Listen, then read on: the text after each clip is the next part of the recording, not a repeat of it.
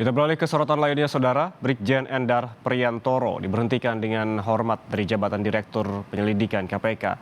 Endar mengaku kecewa dengan internal Komisi Pemberantasan Korupsi. Endar mengaku 31 Maret lalu dipanggil Wakil Ketua KPK Nurul Gufron yang memberikannya surat pemberhentian. Hingga kini Endar masih belum mengetahui alasan pemberhentian dirinya, namun dia menyebut jika memiliki perbedaan pendapat soal penyelidikan kasus Formula E.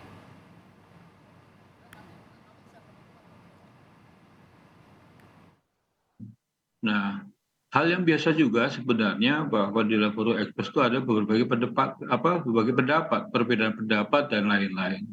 Khusus untuk kasus Formula E memang sampai dengan hari ini masih belum diputus, artinya belum ada kesepemahaman terkait dengan apakah ini naik atau tidak. Sampai dengan hari ini masih belum ditemukan bukti permulaan, sehingga ada beberapa rekomendasi dari hasil ekspos terakhir untuk ditindaklanjuti oleh para penyelidik kita.